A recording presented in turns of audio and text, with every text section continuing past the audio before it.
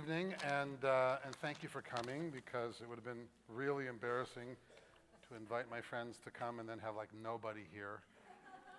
I would have had to run around and sit in all these different pews to make it look like a crowd. So we appreciate you coming, number one.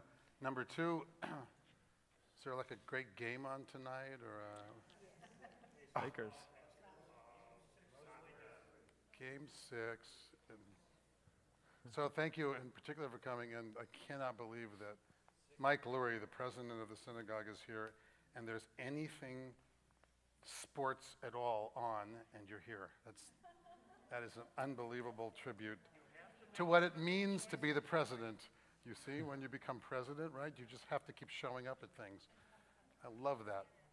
So, and it's Bruce Rosen's birthday today, so we should sing happy birthday to Bruce. Happy birthday to you. Happy birthday to you.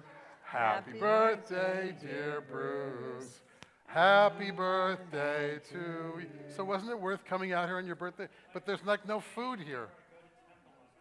What does he do on his birthday? He thinks he's getting extra mitzvah points for coming to the synagogue on his birthday. Ad me'ah v'esrim, that's all we say there. So you should have 120. And just in case you don't know, eventually I'll get to my friends too, but Bruce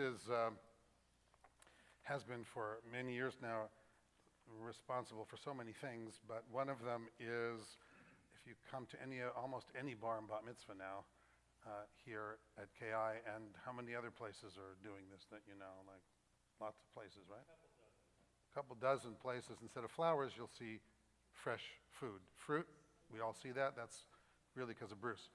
And then at the end of the day, we donate them to the West Side Food Bank as part of the mitzvah of what bar bat mitzvah is all about. And it's one of the projects that Bruce started years ago and now has spread. And I think he's personally delivering all of the fruit to every one of these synagogues. You know, you really should learn to delegate. I'm telling you. You wouldn't learn that from me, but you could learn from somebody to delegate. In any event, I also want to have a special thank you to the Pew Research Center. Is that what they're called? Pew Yes. Research Center, yeah.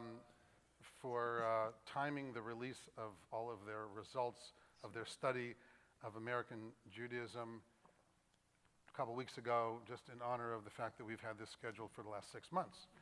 So, but we have connections in high places, so they released the study just in time for us to be able to talk about it, and should be a fascinating conversation this evening. What we're going to do is my friends who've agreed to give up their evening and come, Rabbi Jason Weiner, who hopefully you've all seen the flyer and know, but if you ever have to go to Cedars, as many of you do, Jason's the one to know, because he is the senior chaplain, the senior rabbi there in charge of all care for spiritual care for patients there, and anyone who's been in the hospital. Some of you I know off and on for significant reasons knows how important spiritual care is when you are in wrestling with healing issues. And yes. What did you say? I'm just kidding. Sorry. No, I'm not going to speak up any louder, but I'm going to throw my voice to the booth, which will just suddenly make me louder, right? Isn't that amazing? Because James is in the booth.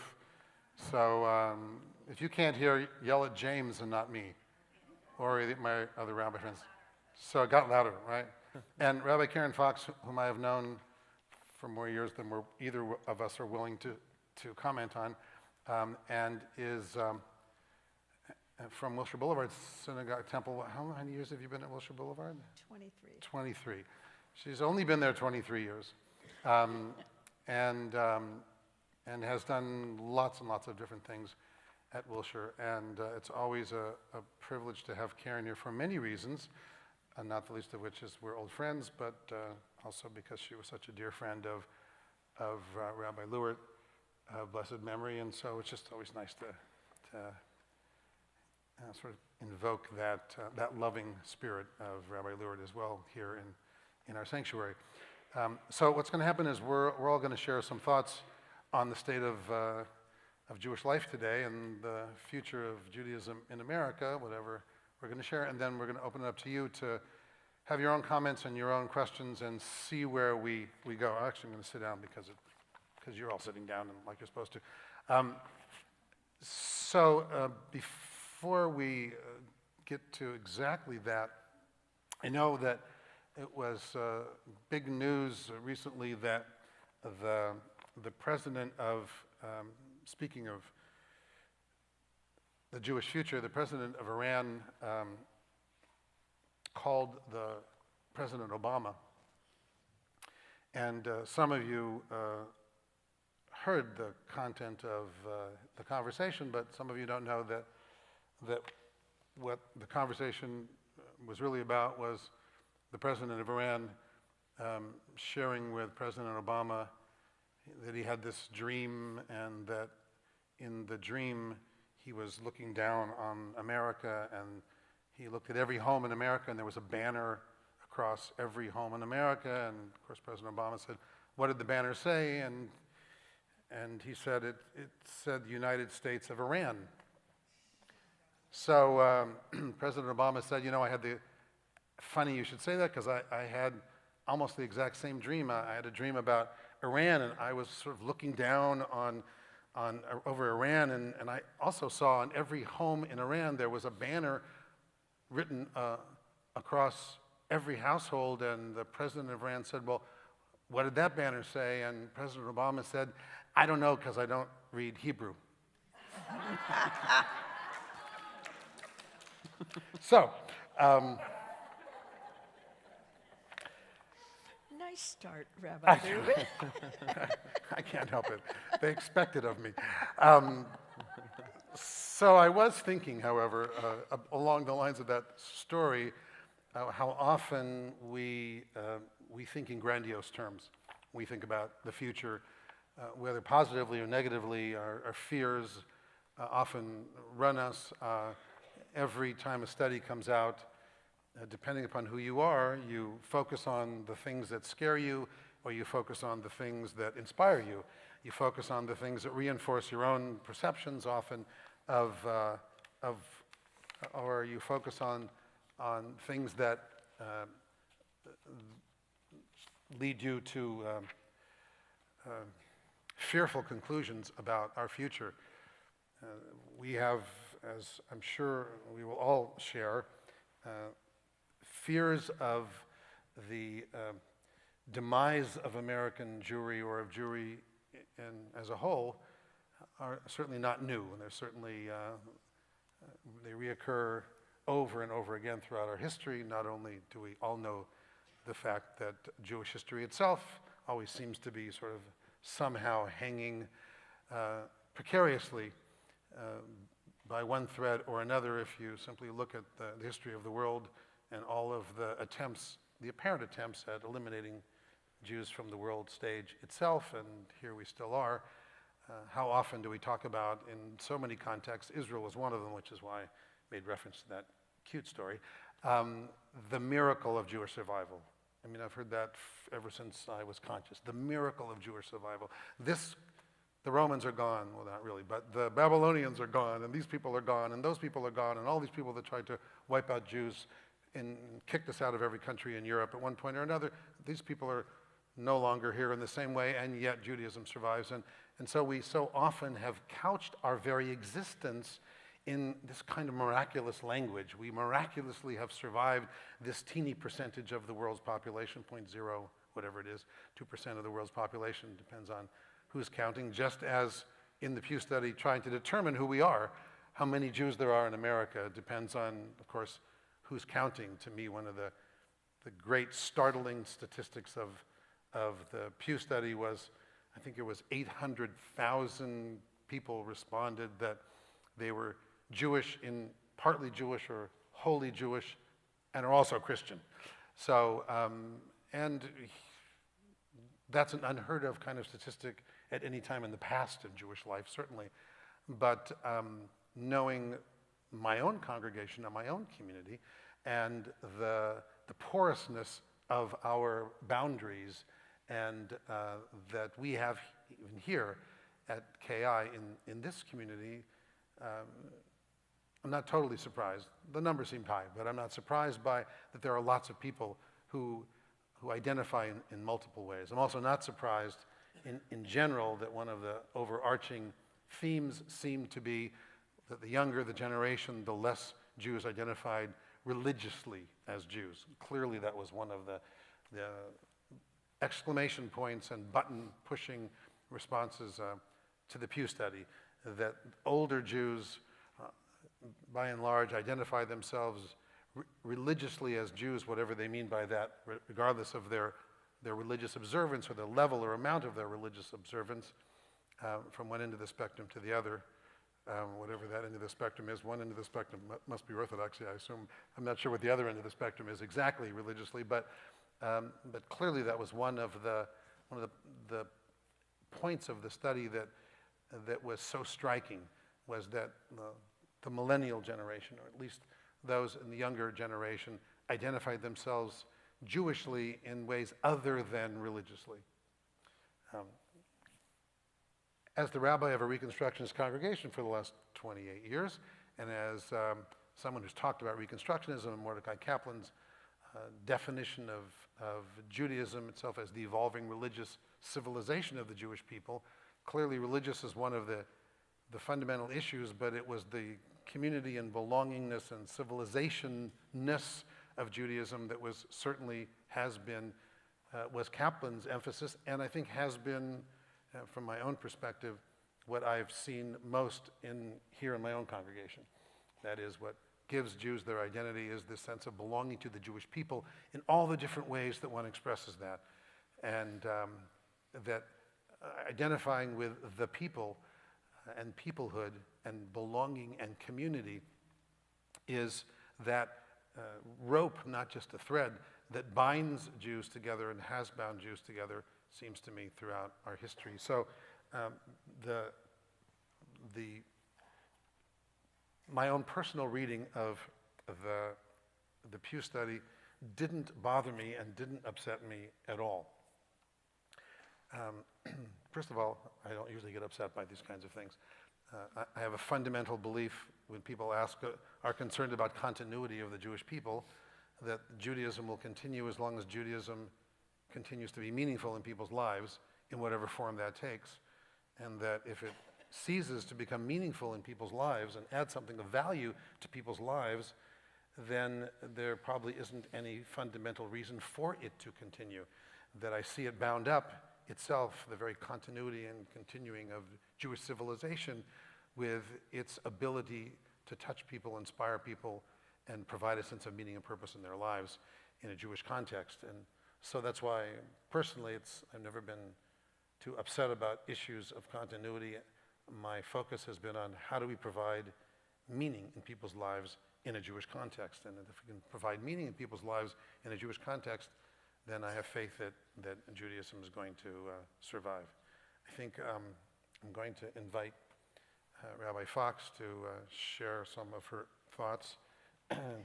First of all, it's nice to be here, and I'm a worrier, okay? So I read this kind of study, and I do get anxious for many reasons. Some are a reflection of my own history and where my parents were born, where I am, and where my kids are. Some are the social and cultural issues that are dominant in American society. So those things concern me. I'm a child of survivors. My parents were from Germany, and my mother was from Dortmund, Germany. My father was from Vienna. And so being a Jew in America was a very important thing. I grew up in a small synagogue in Orange County at Temple Beth Tikva with a Rabbi, Chaim Asa, who was also a European from Bulgaria. And here it was lily white Orange County and this little synagogue of all these survivor refugee families. And that created a very important kind of stamp on both my brother and I and some other cousins in terms of what it meant to be Jewish in America, that we were just a little bit different. We were new here, and so in some ways it was keep it quiet. When I wanted to go to rabbinic school, my grandmother on my mother's said, "Why would you be so public about being a Jew?" And that disturbed her. Wind it a few generations, Mickey and I, my husband, got married. We chose to send our kids to day school K through 12. They went to Pressman Academy at Temple Beth Am and to Milken Community High School at Stephen Weiss. And then they went to college, one at NYU and one at the New School in New York. And both of our children are musicians. They're making it, sort of. And they have a niche as musicians. Particularly my younger son is a Yiddish musician. And what do I mean by that? They got a good laugh there. He plays a big bass, contrabass, and he learned jazz initially, but over the years he got interested. He went to Klez Canada, a klezmer camp that teaches Yiddish, that brings people from all over the world, Argentina, Poland, Lithuania, parts of America, together to have cultural Jewish experiences. The first time he told me he's going to Klez Camp, I thought, what? We'd send him to Camp Olonim or Camp S. Kramer, where it was a religious, although liberal, a religious tone. But both of our kids had gotten very interested in the whole Yiddish scene in New York, as well as in Europe. He had lived in Moldova, Chisinau, Moldova, home of the pogroms, and lives in a world where Yiddish and Jewish culture matter, meaning he speaks Hebrew and Yiddish and English and German. He's interested in translating and pursuing Yiddish music and writing contemporary interpretations of Yiddish music. So Mordechai Gebertik was a 20th century poet in Poland, and he wrote music that Benji's reinterpreted that has sounds of fusion and jazz and hip-hop and klezmer in it. The reason I tell you this is that they're not so much in LA, but in parts of the world there is a cultural dimension of Jewish life. And one of the interesting things in the Pew study said 6 out of 10 Jews identify culturally. So my question is, what do Jews do that defines it? Do we speak Jewish languages? Do we interpret Jewish music? Do we create Jewish art, whatever that means? Are we involved in dance and literature and poetry and novel writing? Interpreting the Jewish message through the arts is one of the ways to carry out Yiddish culture. But the question I have is transmission, because I'm a rabbi and I'm a mom, and I'm concerned about Jewish continuity. How do you transmit Jewish culture if you're not part of the synagogue world, if you don't necessarily donate to Jewish causes, or you're not part of the organized communities? You can be part of a Jewish cultural community in New York or Berlin or Odessa or Buenos Aires. But in most other places, the cultural world doesn't have the numbers, the interest, or the power to it. Part of the dimension of Yiddish cultural life today and Jewish cultural life is there's not a connection to Israel. So that disturbs me as well. On the other hand, my dad was from Vienna. He and his father was in the Yiddish theater, and they were very much part of Yiddish culture. So I think, is this something that goes, certainly the musical inclination, but is there something about Jewish culture, the essence of meaning found in Jewish culture, that can speak to people who don't necessarily pursue a seeking of religious experience? And I'm going to tell you one more story and then I'll be quiet. Benji got married 12 days ago. And Everyone say Mazel Tov. Thank you. Jewish you. culture. it was a lovely wedding. It was quite something. They began Had a lot of Yiddish music. a lot of Yiddish Yeah. music. We started at Benji's apartment with some musical friends, picked him up, and we walked down the block to a B&B where Julie and her family were staying. They signed the ketubah in English, Hebrew, and Yiddish. He covered the bride. I gave a blessing. And then we walked to but I gave a parent blessing, not a rabbi's blessing. I was the mom. And we sang and walked with these musicians to Prospect Park.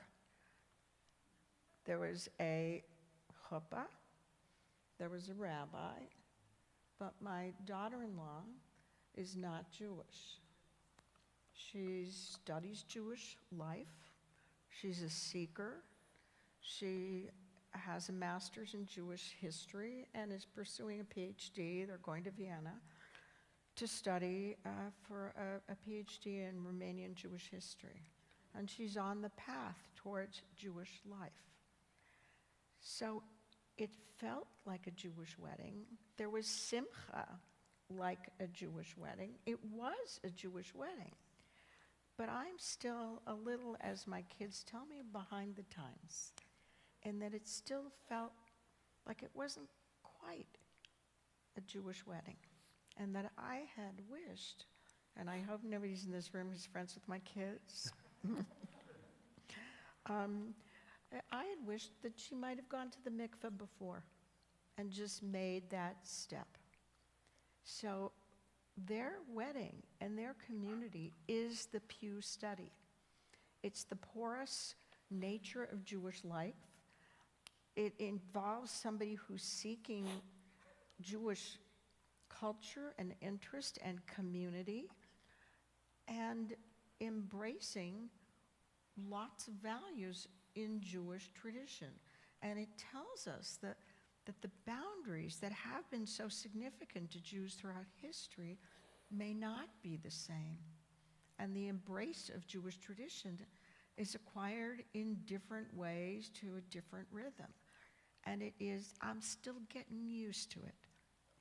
I'm still getting used to it. That's my interpretation of the Pew Study. Lovely. Rabbi Weiner. Okay, thank you. Well, I first want to second Rabbi Fox's appreciation for the invitation. It's quite an honor to be here and very special to be here with all of you. So thank you so much. It's a pleasure. Very, very, wonderful place. My reaction to the Pew Study, and I've been thinking about it a lot and reading about it a lot, is I could definitely see why at first it would be cause for concern and anxiety. But to be honest, when I read it, I don't feel anxious, and here's why. We know the story of Abraham.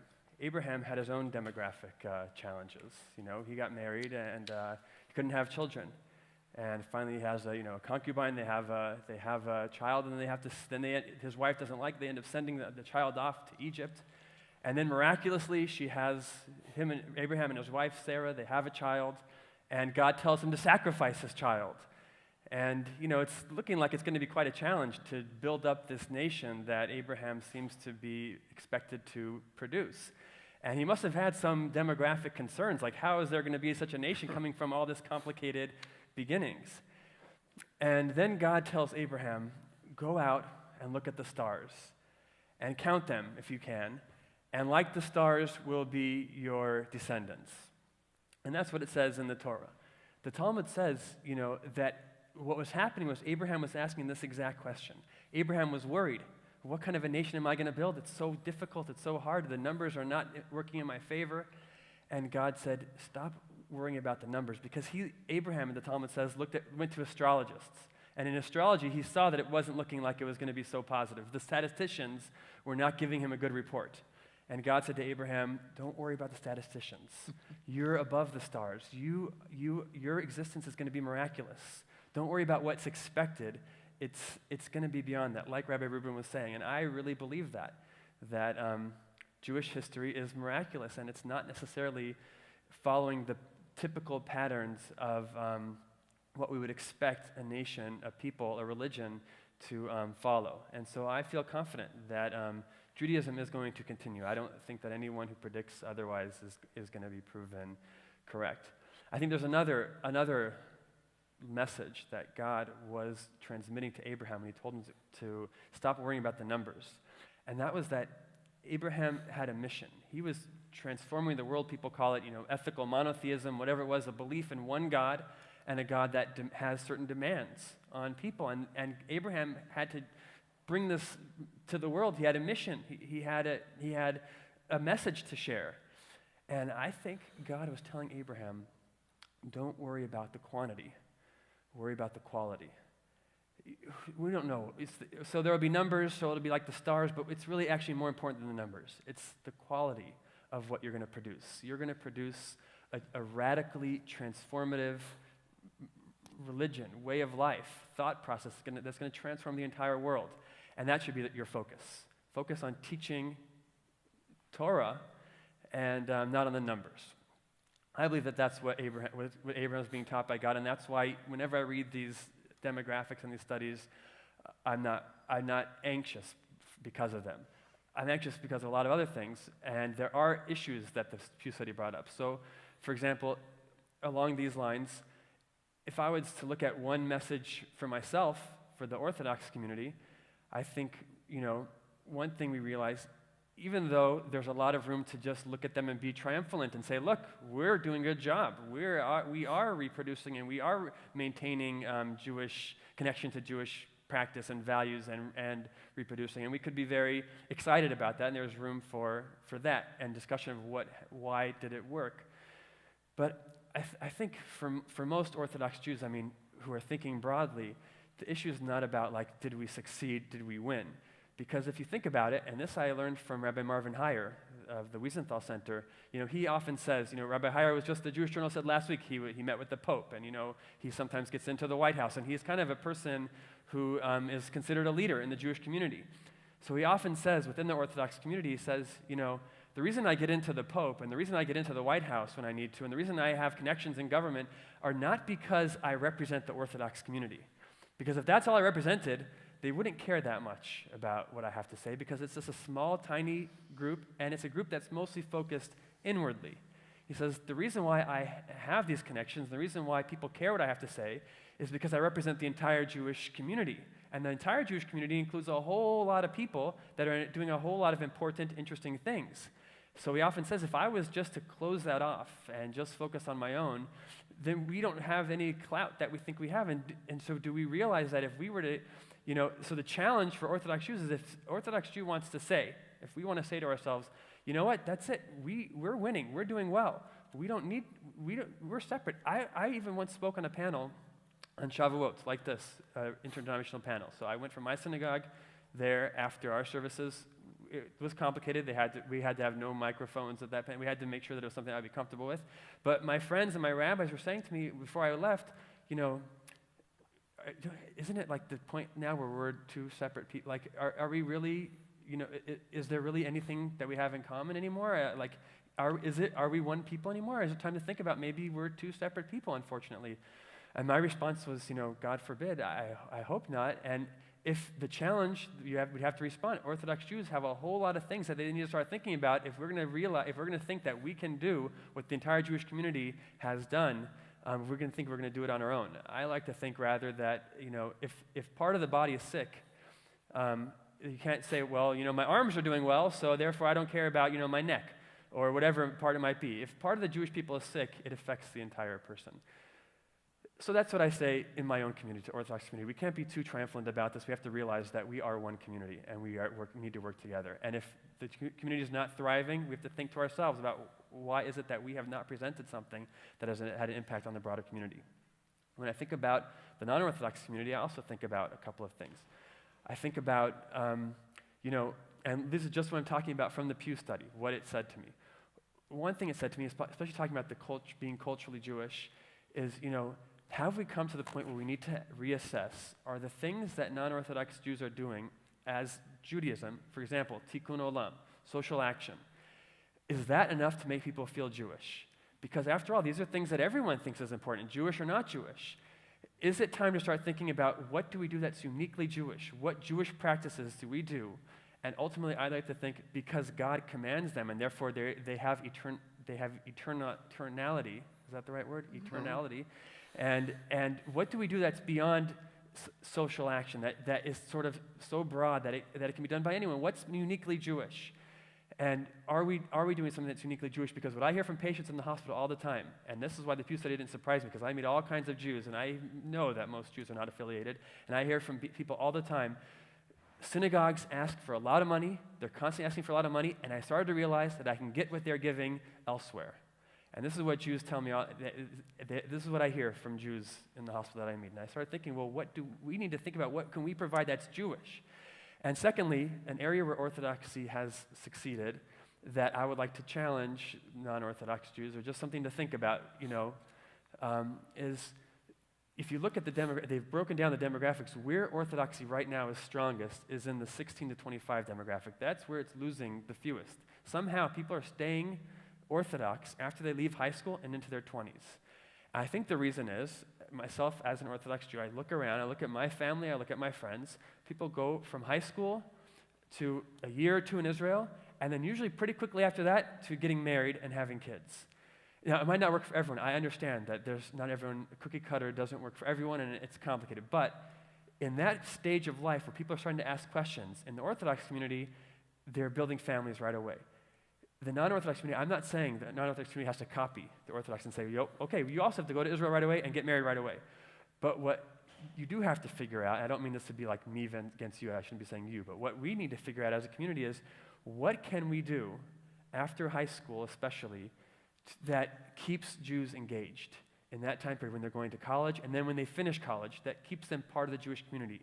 Because if we lose them after that, it's pretty hard to bring them back. That's sort of like one thing that I'm recognizing that the Pew Study emphasizes, that it's a challenge. Rabbi Weiner, I think the issue of early marriage versus late marriage is very significant. And part of it is that on one hand, in the liberal community, you encourage your child to go to any university and to have these experiences, and they're very independent experiences, quite distant from families. And then many people stay where they went to school, and there isn't where a generation ago people might have returned to the homes, to the city that they came from. They stay where they are. And because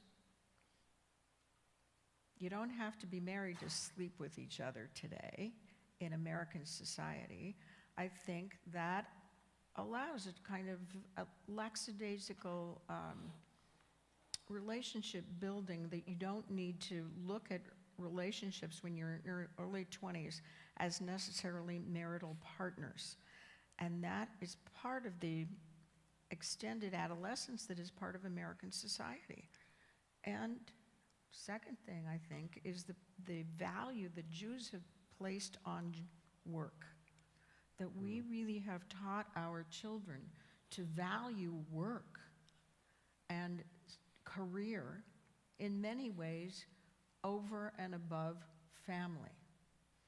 And I say that as a professional woman who's worked my whole life. But there really is the sense of how do you balance succeeding in your career life and also having children as you develop that. Now, some of that requires the Jewish community to step up in a lot of ways, which include day care that would be from 8 in the morning till 6 at night, so that people could have families and afford to work and have families. It would be an encouragement of early marriage, which would be a question of financial resources, because we know kids who finish college can't necessarily cover their own costs of what it takes to build a family. But I think in the Orthodox community... That's why they're all coming home again. Right, they're all coming home again, but my nieces and nephews marry early. And there's just sort of an acceptance. You marry early, and you work it out together.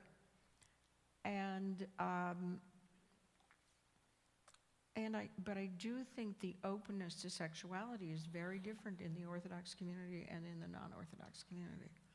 I think there's no question about the the Jewish community, the non-Orthodox Jewish community, certainly by whatever label, is in many ways a reflection of society as a whole, the values of society as a whole.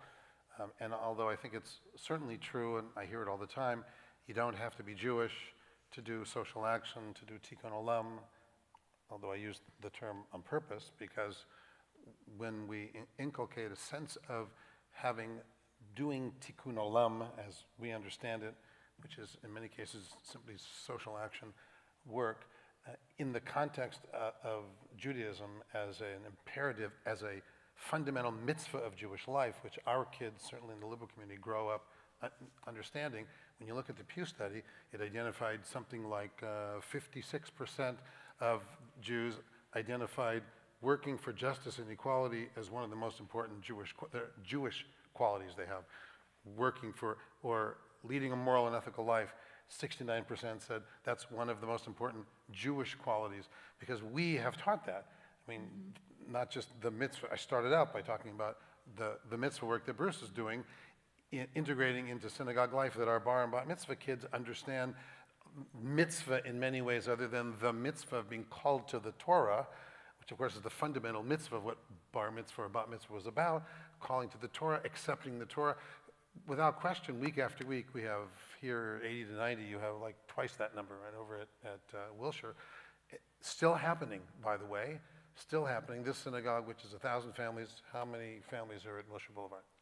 2,700. 2,700. So, anecdotally, I mean, it just happened to pick someone from Wilshire, but you know, this is Pacific Palisades. It's not the mecca of Jewish life in America.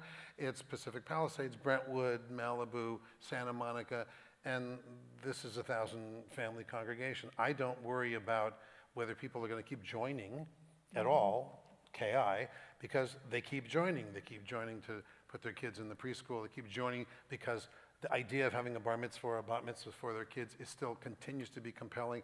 The idea of having a Jewish sense of Jewish identity for their kids, wherever they take that, is still compelling. I'm more concerned about the other end. I'm more concerned about what do we do of meaning for the growing baby boomer population, of which I am part, retiring, of which I am part, to stay connected to synagogue life. Because all the studies I've seen at the Pew, I didn't notice the same thing. I know that last time we had a study of Jews in Los Angeles, for example, we have an abysmally low affiliation rate for synagogues in Los Angeles. I don't know, it's 25 to 30%, something like that, Less depending than upon 25%. right. Depends on where you Less are. than 25. Yeah, depends on what the neighborhood is, perhaps. But you know, it's roughly around 25%, let's say, at any given moment in time. But the statistic of the percentage of Jews in Los Angeles who either are or have belonged to a synagogue is astronomically higher. It's 85%. You know, between 85 and 90% of Jews in Los Angeles have at some time belonged to a synagogue, even if it's for only a 3 or 4 year period, because they wanted their kids to have some kind of an education, and they drop out after bar mitzvah or bat mitzvah. But there's still that sense that synagogues are the ground of being of the Jewish communal life, as much as the Federation would like Federation to be the communal institution. And you know, that was one of Mordecai Kaplan's other smart ideas, having this sort of organic Jewish community notion. It's still synagogues that upon whom the future, I think, of Jewish life as we know it rests. And the reality is that the future of Jewish life will not be as we know it. And I think that's part of the issue, that we are the evolving, I mean, back to Kaplan again, we are the evolving religious civilization of the Jewish people. By evolving, if you take that seriously, that means I don't know what Judaism is going to look like in America 100 years from now. I believe there will be Judaism 100 years from now in America. I believe that it will take a variety of different forms. I believe that the large impact of interfaith marriages and blended families and the culture that is now American culture, which was very different 50 years ago or 75 years ago or 100 years ago, where boundaries were much closer and tighter and more easily identified in America. I think the breakdown of those boundaries, it was Alexander Schindler, of blessed memory, one of Our first boss. My first boss, exactly right. When we used to both work for the Union of American Hebrew Congregations at one point, but Alexander Schindler, when he was president, one of his great comments was that intermarriage is the sting that comes with the honey of our freedom. You know, it's a beautiful statement, and I think it's powerfully true. Intermarriage is the sting that comes with the honey of our freedom. Once the ghetto doors, so to speak, and literally and symbolically opened up, then your kids go to whatever college they go to, and if we're still 2 point something, whatever, 2% of the American population, that means 98% of the kids they meet are not going to be Jewish. That means everywhere they go, unless they're in a more sheltered or more closed community, as the Orthodox community tends to be, as Rabbi Weiner, so I think beautifully articulated, going from college to Israel and then into marriage helps to keep that community together in that way. But for all of the rest of the majority of the Jews of America, because the majority of Jews in America are not Orthodox Jews, so for the majority of Jews in America, it's like rolling the dice every time. Because, and That's probably, where birthright becomes important. that's why all of those other, Summer camps, exactly. other kind of work experiences. And clearly, Read all for of the research America. shows that camps in Israel are the two, for the non-Orthodox community at least. Camp and Israel, the most important things in terms of continuity. Absolutely. They are the There two was- most reinforcing identity builders of the liberal Jewish community, is camp in Israel. I read an article by Art Green, who was one of my teachers, a rabbi, a thinker at the Hebrew College in Boston. Wonderful Former president spiritual- of the Reconstructionist Rabbinical College. Former president of the Reconstructionist College. Just saying. And he wrote an article that really talked about spiritual seeking. That part of it, he said, basically, it was called something like, how is it? Will Torah emerge from the Pew Study? And he looked at people who are seeking in American society, seeking religious experience. Jews who've traveled the whole religious route. Jews who became Buddhists, traveled throughout the world, find different kinds of things, come back and say, oh, isn't there some spiritual tradition within Jewish life? Zohar, Kabbalah, Hasidic tradition. And there's sort of a dabbling now in those ways. Israelis who grew up secular do their post-army sivuv around the world, and they come back, and there are some inklings of spiritual communities there, of secular yeshiva, of arts communities, of support for studying Jewish life in ways different than a straight-ahead yeshiva study, but opening it both to spiritual study and a critical study, new ways for people to think about Jewish texts. And he talked about seekers in American society who look for religious experience, who have come into the Jewish world. And my own experience in often teaching Introduction to Judaism over 25 years. Years ago, people would come as a couple. Somebody's getting married, they want to have their husband or wife become Jewish prior. In the last 10 years, I noticed in classes that people are individuals, curious about Jewish life, having had an experience on a college campus where they took a Jewish history course, or they studied archaeology, or they came from a Bible Belt kind of background and said, I want to understand what the Jewish part is.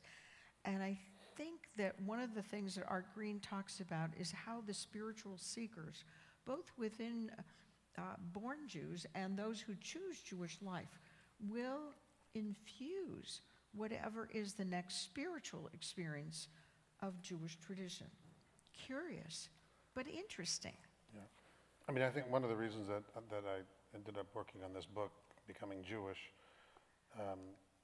was because I see so in my work here, and my colleagues all in other synagogues have similar experiences, there are so